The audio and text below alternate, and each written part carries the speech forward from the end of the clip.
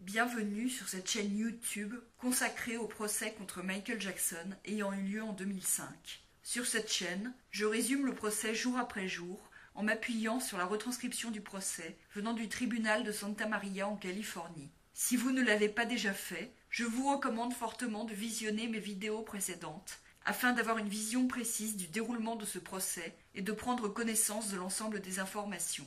Dans la vidéo d'aujourd'hui, je vais résumer le déroulement du procès le 22 mars 2005, 16e jour du procès après la sélection du jury.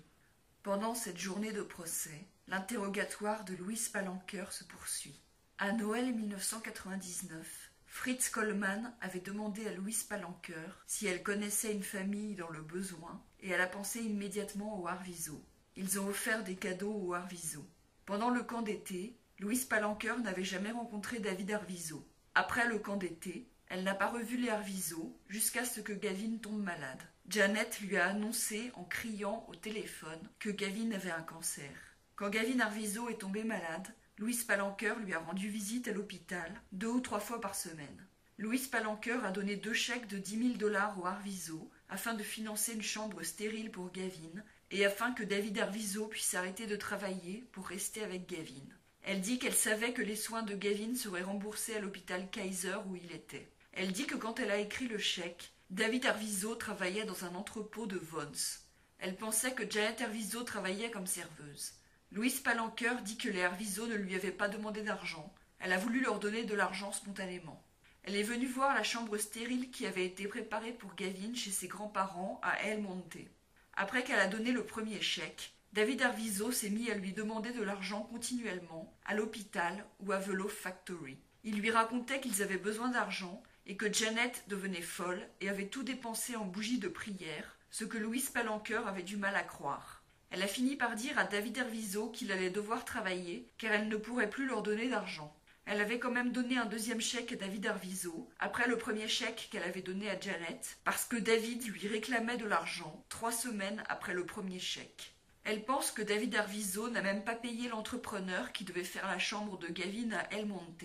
Après le second chèque, David continuait à lui réclamer de l'argent continuellement. Elle dit que David lui avait dit que ses frères étaient des gangsters et qu'ils ne voulaient pas vivre la même vie. En octobre 2000, une collecte de fonds a été organisée à The Loaf Factory pour Gavin, à l'initiative de Louise Palanker. En 2001, en raison des demandes d'argent répétées de David, une 2e collecte a été organisée à The Loaf Factory.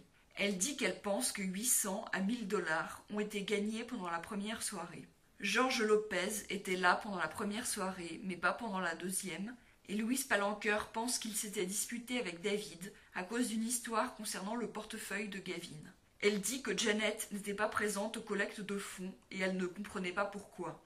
David lui disait que Janet faisait une dépression nerveuse et passait beaucoup de temps à prier et ça n'avait pas beaucoup de sens pour Louise Palanker. Elle pense que pendant la seconde soirée, la même somme de 800 à $1000 a été collectée.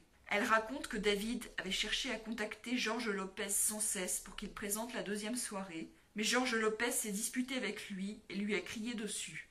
Ensuite, Louise Palanker raconte une scène le soir de la seconde collecte où il y avait David Arvizo, Jamie Masada et elle-même. David prenait Gavin à témoin en s'énervant et en lui disant de dire combien il avait dans son portefeuille qui avait été laissé chez George Lopez. Gavin répétait « J'ai plusieurs portefeuilles, je ne sais pas de quoi tu parles ».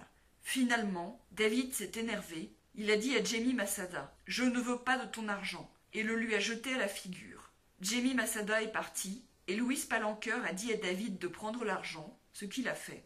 Louise Palanker dit qu'après la seconde collecte, Gavin commençait à aller mieux et passait plus de temps avec Michael Jackson, et elle voyait moins les Arvizo. Louise Palanker a regardé le film Living with Michael Jackson et dit qu'un ami comédien lui avait dit à l'avance que Gavin serait dedans. Elle dit que par la suite, Janet Arvizo lui a téléphoné, fin février 2003 ou début mars, et qu'elle avait l'air effrayée et très agitée, qu'elle chuchotait presque, qu'elle lui a dit qu'on écoutait ce qu'elle disait. Janet a dit « Ces gens sont mauvais, ils nous retiennent ». Louise Palanker dit qu'elle était inquiète et a appelé son avocat. Interrogée sur le sujet, Louise Palanker dit qu'elle pense que Janet Arvizo est une personne adorable, aimante. Elle dit qu'elle est amie avec Janet et les enfants Arvizo et que Janet Arvizo ne lui a jamais demandé d'argent. Elle dit que Gavin a été honnête devant elle, quand d'autres voulaient qu'il ne le soit pas. Contre-interrogé par Tom Mesereau, Louise Palanker dit que le Herviso lui avait dit qu'il n'était pas autorisé à parler de l'affaire J.C. Penney. Elle ne savait pas combien d'argent ils ont obtenu suite à leur plainte contre J.C. Penney. Elle dit qu'un enquêteur privé pour la défense l'a informé que ces 2 chèques ont été déposés sur le compte de la mère de Janet Herviso. Elle dit qu'elle avait discuté avec le prestataire qui devait faire la chambre stérile pour Gavin, qu'elle a voulu le payer et qu'il lui a finalement dit que ce serait son cadeau pour Gavin. Mais au départ, il s'attendait quand même à être payé. Elle n'arrivait pas à croire qu'il n'avait pas été payé après tout l'argent qu'elle avait donné au Herviso. Tom Mesereau cite des propos tenus par Louise Palanker devant les shérifs le 7 janvier 2005, et ses déclarations sur la famille et sur Janet sont plus négatives que ce qu'elle a dit pendant le procès. Mesereau la cite, disant « Je crois l'enfant, et les enfants collaboraient avec ce qu'elle disait. Je voulais juste être en dehors de ça. » Il cite aussi « Cette famille peut être aussi délirante qu'ils veulent être. » Louise Palanker semble vouloir atténuer la portée de ce qu'elle a dit, en disant qu'elle ne sait plus et que ses propos sont pris hors contexte. Mesereau cite aussi « Je sais que Janet est déséquilibrée. Je pense qu'elle est totalement bipolaire. Vous n'avez pas juste une lettre 2, vous avez 5 lettres 2. Vous n'avez pas un appel téléphonique, vous avez 5 appels. Un message de Janet sur votre répondeur peut durer 5 minutes. » Mesereau fait remarquer qu'elle a imité les messages de Janet sur son répondeur.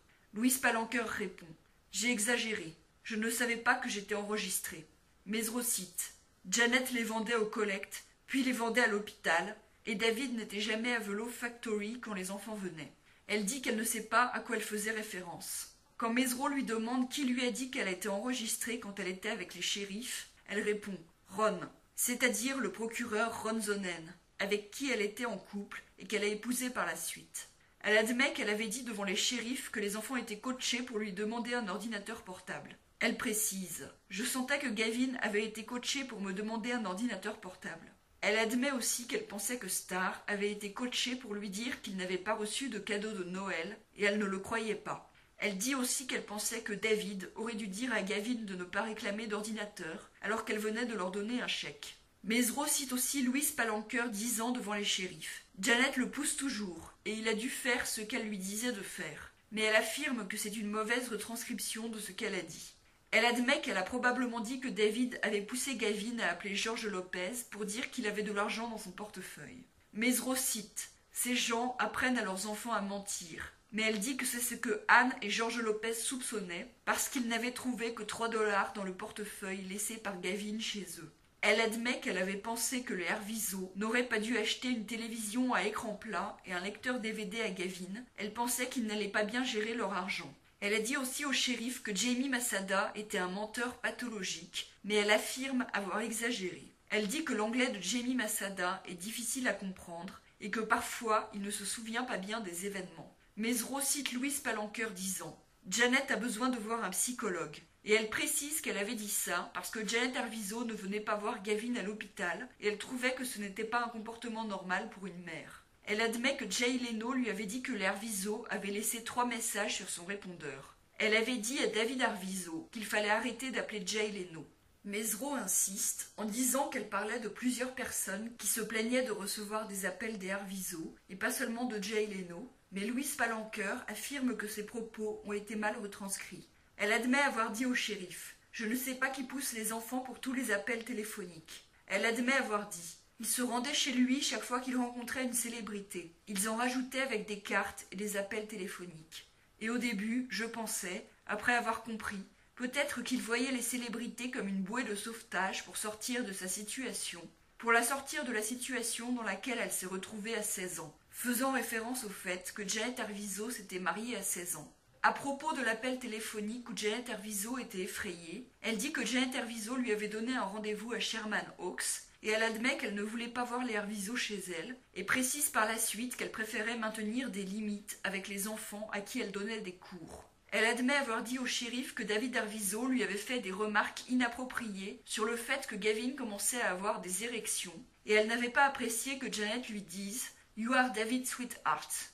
Elle admet avoir dit au shérif « Je ne savais pas ce qui se passait avec la famille. Ils étaient toujours étranges. » Elle affirme qu'elle parlait de la famille en tant qu'entité et pas des individus et pas des enfants. Elle admet aussi qu'elle se demandait si les enfants étaient coachés pour les réponses qu'ils donnaient. Elle dit que Star lui avait dit au téléphone une fois qu'ils avaient seulement eu de l'amour pour Noël en 2000 et ensuite Gavin lui a dit que Michael Jackson lui avait donné une PlayStation 2. Elle dit que Janet Arvizo lui avait dit qu'elle envoyait ses enfants à des cours de danse pour qu'ils soient des artistes. Elle confirme que quand elle avait rendu visite au Arvizo pour Noël 1999, elle ne savait pas qu'il vivait aussi à El Monte et pensait qu'il vivait seulement dans l'appartement de Soto Street. Elle dit qu'elle pensait que les Arvizo étaient pauvres car les enfants y faisaient allusion dans leurs sketchs sur scène et parce qu'ils venaient en bus. Elle admet qu'elle croyait plus Janet que David concernant les difficultés de leur mariage, mais elle n'était pas témoin de ce qui se passait chez eux. Elle dit qu'après avoir perdu la garde des enfants, David lui avait téléphoné en lui disant que tout ce que Janet disait était faux, mais Louise Palanker ne voulait pas être impliquée dans ce genre de conversation. Elle admet avoir dit à l'enquêteur de la défense que certaines choses dites par Janet semblaient incohérentes et que Janet avait un syndrome d'otage depuis qu'elle avait été mariée à 16 ans.